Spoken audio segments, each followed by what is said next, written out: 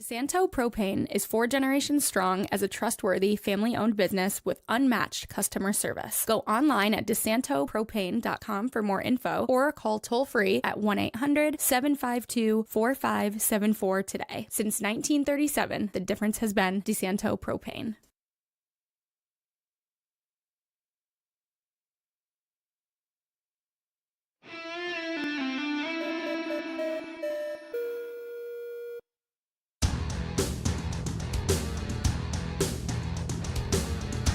Good afternoon. Welcome back to Against the Boards. I'm Chamberlain Bauder, joined by my producer Paul Russo as we get into another day of today. Going to be a lot of lacrosse across Western New York, a little bit of hockey as we sit in this very weird lull and hiatus stage, but we'll give you a little bit of a preview because that next Amerks game will be before our next episode.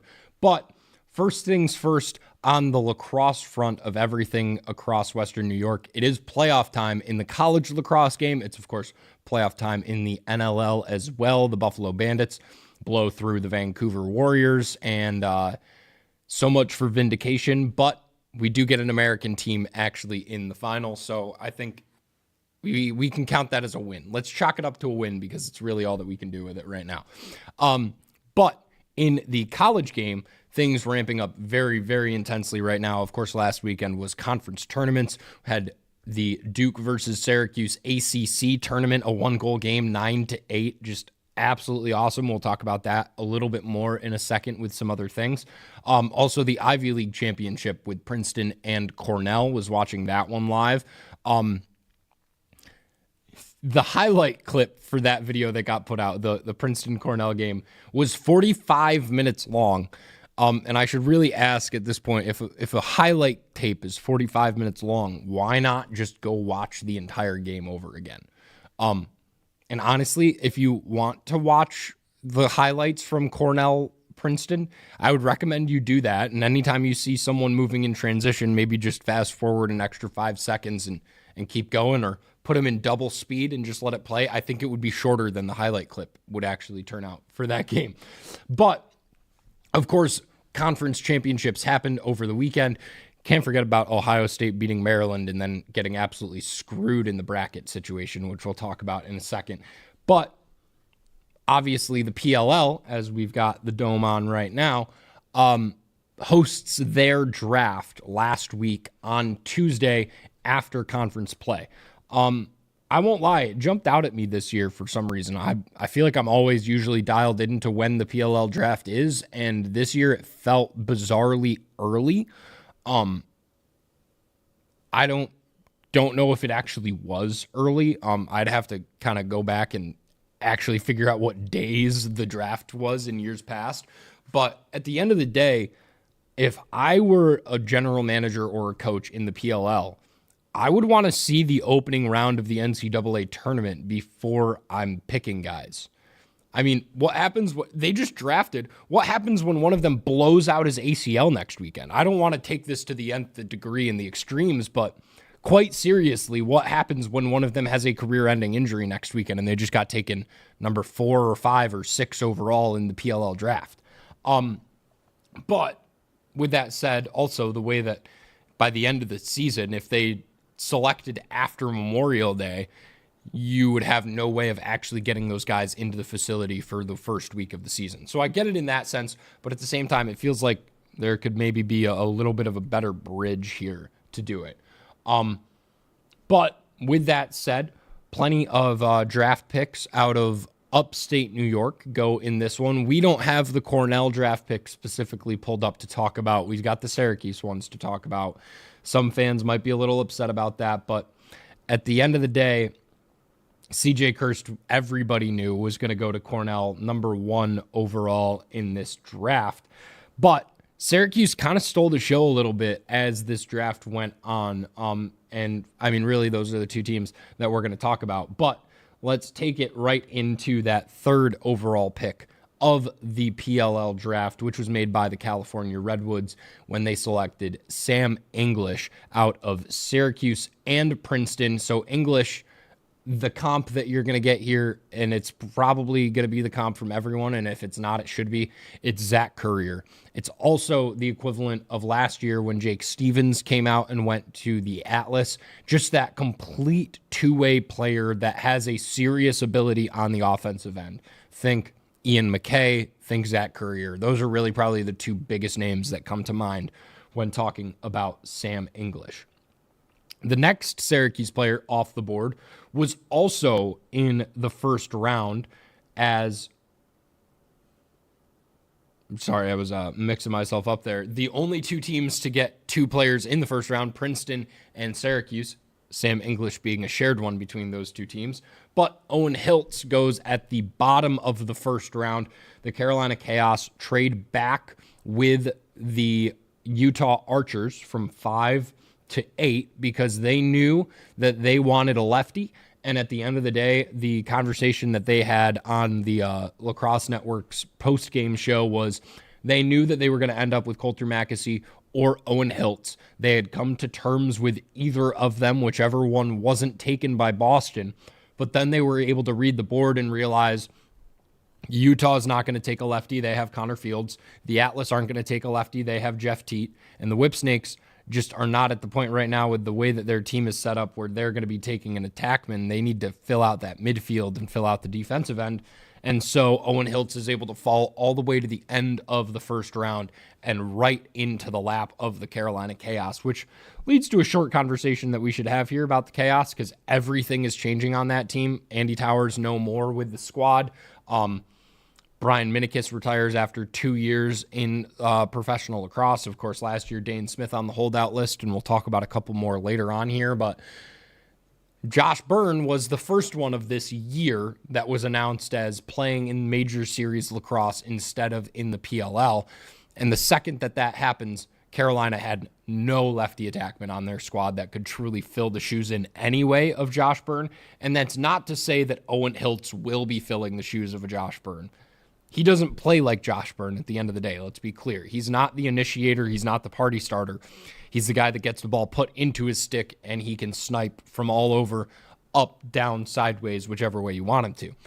But at the end of the day, they needed someone in that lefty spot. And the other thing that we found out about the Chaos from that interview post-game is they want balance. They want 3 lefties. They want 3 righties. And Owen Hiltz is a key facet to getting that balance in the Carolina Chaos offense. So, a bit of a hiatus through the second round for Syracuse, but where our conversations really get to ramp up are in the third round. Where the New York Atlas take RIT and Syracuse alumni Michael Grace, who at the end of the day is a lefty over 6'4" defenseman that doesn't take the first matchup. And at the end of the day, that is what Coach Pressler wanted out of this situation with Michael Grace. He saw not a number 1 defender on a team that has Gavin Adler and Brett Makar as a number 1 and a 1A close defenders. Now you have the left-handed big guy to join that group. He also has phenomenal stick skills. I mean, he's Canadian. That's kind of just comes with the territory. But when it comes to Michael Grace, I have to let myself be heard on this one. I was watching the ACC tournament highlight or ACC championship highlights on Sunday night after watching the Ivy League championship live. So those two happening at the same time. Couldn't watch both. Actually, I technically could have, but I didn't have the ACC network, which is a whole other thing that if you're a frustrated lacrosse fan, you would understand. But so in that game, Michael Grace had multiple caused turnovers, different ground balls where he was playing hockey with the ball and batting it around, working the shot clock down, just such high IQ plays. I really was just constantly thinking while that was going on, this guy looks like a PLL defender, which is something that, I mean, broadcasters often say during broadcasts if a guy really does look impressive, but nobody was saying it about Michael Grace. I was confused. I don't know why I didn't tweet it. I really should have gotten on Twitter right in that moment and put it out there, but there he goes in the third round to the New York Atlas. I mean, just continuing to bolster that squad. And of course, he didn't play with Jake Stevens at Syracuse because he came from RIT over to the squad this season, but joining some Syracuse alum in that group as the short stick D-midi, Jake Stevens will, of course, be there. And he's joining a pretty solid close D core actually a pretty solid close D and LSM core. They've got Tyler Carpenter, who was a rookie last year that played LSM, that was arguably was one of the best rookies of the entire season in the PLL last year. Then you've got Gavin Adler and Brett Makar, like we talked about down low, the former number ones of Cornell when they made the national championship and of Maryland. Now you've got a big boy lefty that can just go in as the fourth pole. It actually works completely perfectly. Major steal in my mind in the third round. And before we talk about the fourth Syracuse player selected, let's talk about the fourth round pick by the New York Atlas, which was Hugh Kelleher, the midfielder out of Cornell. And this is what I'm kind of talking about with maybe the PLL should have waited a little longer to have their draft. These guys that get drafted in the fourth round, like a Hugh Kelleher, probably could have gotten drafted even earlier if coaches and GMs got to see one more game of continued ramp-up success for a team like Cornell that's probably poised to go on a run. You get to know a lot more of the guys that make up the identity of that program as you go farther on down the line in the tournament, and you know a lot more about these guys. So I just think it's interesting that, a guy like Hugh Kelleher kind of doesn't necessarily pop off as much until he gets down the stretch of the Ivy League tournament and into tournament play.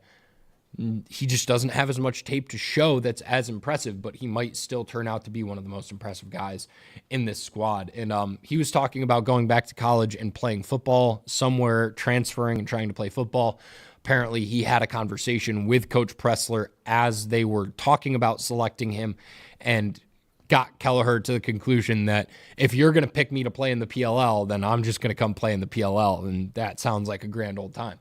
Now, the last Syracuse selection in this draft is the short stick D-midi Carter Rice getting selected to the California Redwoods. And this is just a situation ultimately in my mind that it's awesome because now Rice and English get to play on the same team in the PLL, which is sweet. And obviously that California team rebuilding big time right now around a new general manager in Joe Spallina and having to figure out how they move on from a retiring Chris Gray on the offensive end and a free agency loss of Rob Pennell as he goes on to the Maryland Whipsnakes. A lot of things on the offensive end to figure out for the Redwoods, but right now they're saying midfield is where we're on the field the longest. That's where guys run both ways. Let's fill it out. I mean, their first two picks, Andrew McAdory and Sam English, and then they round out the draft at the bottom with Carter Rice, the short stick D-midi, and Griffin Schutz, a midfielder from Virginia. A lot of midfielders for Joe Spallina, who's going to likely be keeping an eye on when his son Joey comes out for the draft, which won't be for another 2 years, though, at this rate. But that is the conversation for this PLL draft. Of course, like we said, CJ Kirst, the all-time leader in points in NCAA history, did it in less games than anyone else on that list. He is 100% deserving of that number one overall pick. A couple of other interesting ones just to note quickly. Logan McNaney gets drafted to the Outlaws, the goalie out of Maryland, likely going to be a chance for an immediate starter as he's going to be competing with Owen McElroy in that position. And really, that's, I think, the major one to me to talk about separately, other than, of course, that somehow the Redwoods still wind up getting Chris Kavanaugh in the second round, which is just simply outrageous, and that he wasn't the first Notre Dame attackman selected in the draft. Also simply outrageous. It's so interesting when you just see how much matchups and types of players really lead to where guys are drafted. But that just happens to be the case sometimes. And now we turn the conversation to looking towards this early weekend in college lacrosse right now. already had 2 games of the NCAA tournament happen. And the NCAA tournament this year in Division I is super, super exciting for any New Yorker fans. 4 teams from upstate New York, and the Capital Region can be mad at me all they want, but if you're above Westchester County, you are, in fact, in upstate New York. Get over it. But 4 upstate New York teams, or actually, rather, 5 upstate New York teams make the tournament, as Cornell, of course, the number 1 seed. The 6th seed is Syracuse, Colgate, Albany, and Siena, all also getting bids in for the tournament. Of course, Albany and Siena already played yesterday. It was an 11-9 win for the Great Danes in that one, but got to give a slight shout out over to Siena, as Travis Fry, the Akron, New York native for the Siena St. Bernards, ultimately bagged a goal and assist in his NCAA tournament debut. But ultimately, at the end of the day, it was a hot start from Albany, and they kept it rolling. And now, though, they're going to have the tough test of taking on that number 1 overall program in the Cornell Big Red. But as we take a quick look to this bracket and how things shape up, I just don't get certain things about the way this goes together. I'm sorry. If you win your conference tournament, it should be more important than the regular season, period. Just period. Also, you shouldn't be punished for winning your conference. I feel like we're having a conversation about freaking football right now, like we were when we talked about, oh, Penn State has an easier path than Ohio State. Why would you rank a team that lost their conference championship number 2 in the country? I don't care about RPI. I don't care that Maryland beat Ohio State in the regular season. They didn't do it when it actually mattered.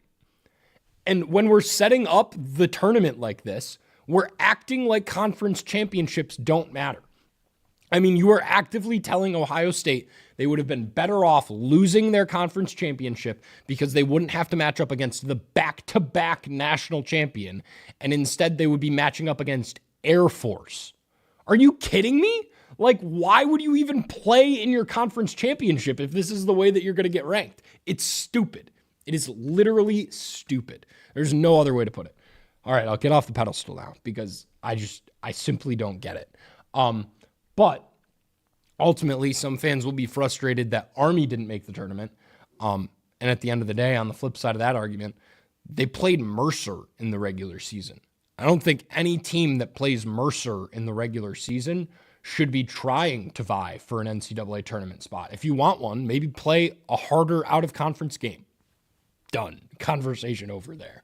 But at the end of the day, let's talk about these New York State matchups that are across the board. There will be 3 of them now in this round, with, of course, Albany and Siena having to take one another out, or one of them having to go because of that. So Cornell will host UAlbany on Sunday, May 11th at 7:30 p.m.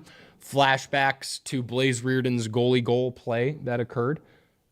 And, of course, that game when I happened to be in the bathroom while that happened. That's kind of my Roman Empire, actually.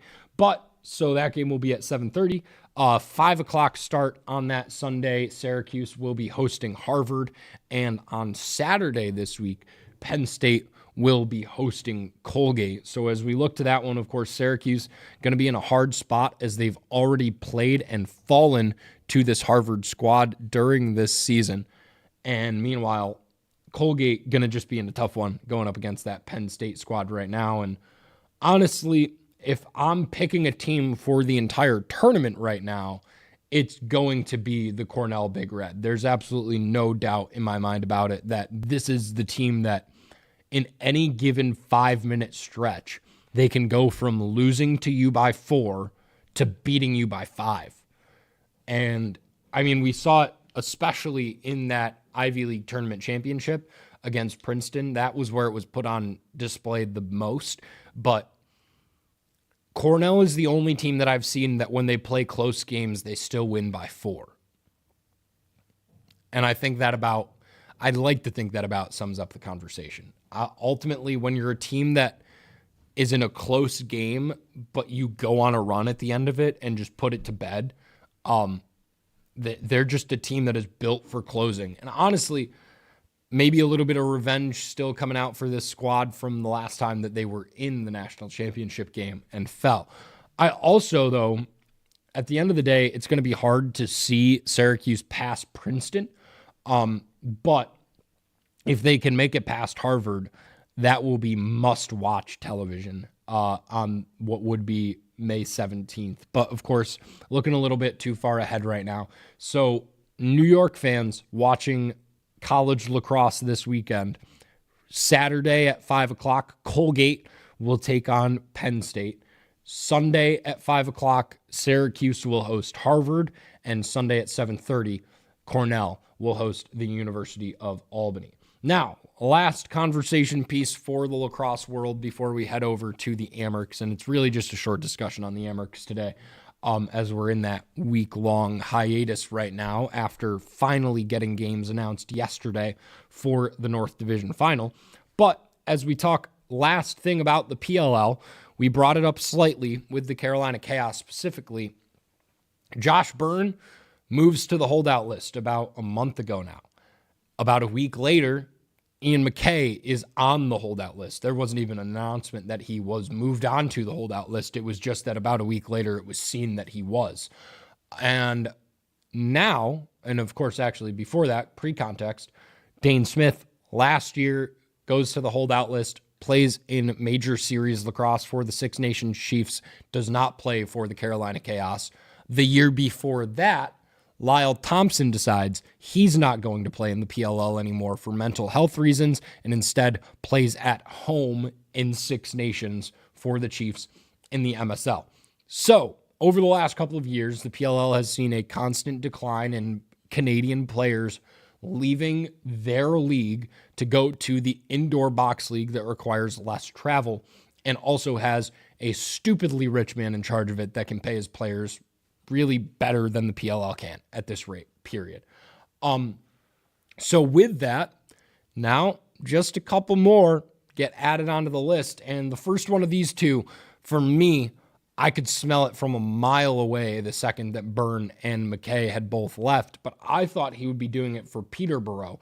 Instead, within the last 2 weeks, Six Nations Chiefs announce a massive trade in the MSL as they acquire Ryan Smith and Latrell Harris for 4 players who ultimately were not going to get any playing time on this squad with how absolutely disgustingly loaded it is. But the conversation point for this, Latrell Harris is a back-to-back PLL championship winner, and now he's likely not going to be on that squad as a short stick D-midi, going to the Six Nations Chiefs. Meanwhile, Ryan Smith, on the offensive end of things, is one of the most efficient shooters in PLL history, arguably, I would say. If I were to look back at those numbers that actually stand up for him, also tied for the second most goals in the National Lacrosse League this season. A major factor to that Chaos offense last year, as he was the veteran of that offensive unit. Now he's not there. And I mean, talk about balance for your righty side. Now you're pulling out your off-ball guy, really, that is so key for that field game. But ultimately, I think it just hurts the league more than it hurts either of these teams. They got to figure out a conversation point here to either figure out what they can do to get these players to stay playing field lacrosse in the summers, or figure out what has to change in the grand scheme of lacrosse to have 2 products going out at the same time and not be competing and actually acknowledge one another and work together and grow the sport of lacrosse instead of what's happening right now, which is everyone at each other's throats because it seems like someone's taking money from someone else and they want it all for themselves. And so the fans have to suffer for that with subpar situations in every situation because nobody can agree on what they want to do. It's just, I don't know why there's not a meeting yearly between all of these owners or commissioners in the NLL, MSL, and PLL. And it's ultimately because they all don't want to acknowledge that the other one is actually a league. It's so ignorant is all it is, really, at the end of the day. But that is the situation in the PLL right now. I mean, literally, that's 4 players this year moved to the holdout list, and 3 of them for the Carolina Chaos.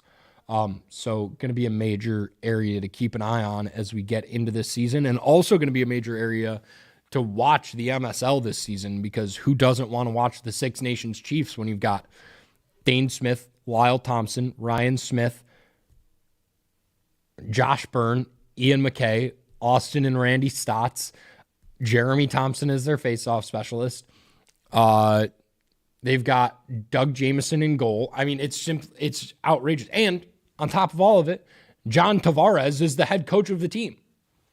I mean, that is the best lacrosse team ever, probably, period. I don't know how close it would actually be. That might be the greatest lacrosse team literally ever assembled. So yeah, if you can find a way to watch those games, which is also a hard thing to do. I think they're on YouTube. They get live streamed, but if you can find a way to watch them, they'll be fun to watch. That's for sure. All right, let's pivot this conversation quickly over to the AHL and, of course, the Rochester Americans, who are on a nice little week-long break after they swept the Syracuse Crunch and then had to wait for 4 games of a 5-game series for the Laval Rocket to take care of the Cleveland Monsters after a situation for a play-in series, so times get stretched out. And now, finally, here we sit. Yesterday, games got announced. It will be next week on Wednesday and Friday that the Amerks will host the Laval Rocket. So this is the same setup that Laval asked for against Cleveland. 2 games away for the top seed first, and then the last 3 will be at home. Now, of course, if you're the Amerks, shouldn't have to get to 3 consecutive games that Laval will get to play at home, because you play at home in the first 2 games. And I'm going to take a wild guess that Rochester's going to show out pretty hard for the North Division Championship, even though it's on a Wednesday. That Friday game, though, definitely going to be absolutely stacked up. No doubt about it. But just some interesting polls, as press conferences last night were really just super, or yesterday, not last night. Press conferences yesterday were really super informal. Media didn't feel like they had a lot to talk about, a lot to ask about. I can't necessarily blame them ultimately, as, you know, we're just still so far away from that next game. There's going to be more in-person press conferences before we get to that next game, so people don't really have everything to ask about right now. But for those fans interested, the guys are going to see Accountant 2 today.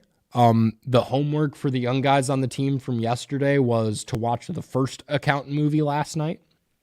Guys have been working on the golf game a little bit. Might concern you just a touch that it's literally the playoffs and you guys are working on their golf game. But at the end of the day, when they don't know for so long of that last week who they're going to play in this next round of the playoffs, they can't start working specific practices.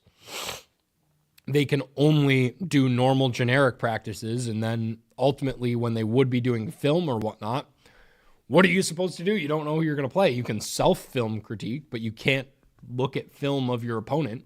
So lots of golf getting played around the Amerks facility throughout this last week. But ultimately, guys are going to be ready to go. In the game of hockey, it's so intense and long once you're in a game that the whole rest versus rust thing I don't think really applies in this situation. At the end of the day, by the end of one period, the only way a rest versus rust situation will have arisen is if we look at it and go, wow, Laval really scored like 4 goals in the first 10 minutes of this game, and the Amerks only have 2 shots. Like, that's the only way that we're going to be looking at a rest versus rust situation in game. I just think once you get to the second period, everyone's fully back into that flow, no matter how long it's been since you played. So ultimately, we're just going to be waiting until next week on Wednesday. And the other thing too, I mean, you can talk about rest versus rust, but at the end of the day, Laval's going to have to wait a week to play a hockey game too. So rest will be similar for both teams by the time that we actually get to it. But ultimately, we're right in that lull and calm before this storm really ramps up. I'm headed out to Amherst, Massachusetts this weekend as the William Smith women's lacrosse team received an at-large bid for the NCAA tournament, playing against Husson College on Saturday, and then the winner of that game will face Amherst on Sunday. Then, of course, Amerks this coming week, Wednesday and Friday. For those ones, we already ran through it. You got games all weekend to watch if you are an upstate New York fan of the fast-paced contact sports. So that's going to do it for us this week on Against the Boards. Thanks to my producer, Paul Russo. I've been Chamberlain Bauder. We'll see you next week.